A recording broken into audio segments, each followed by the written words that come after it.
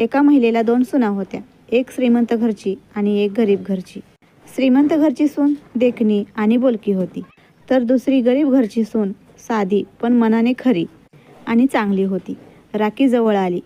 दोघींनीही भावाकडे जाणार म्हणून सांगितलं. सासू श्रीमंत सुनेला म्हणाली, जा हो, 4 दिवस राहा, भावाला आनंद होईल.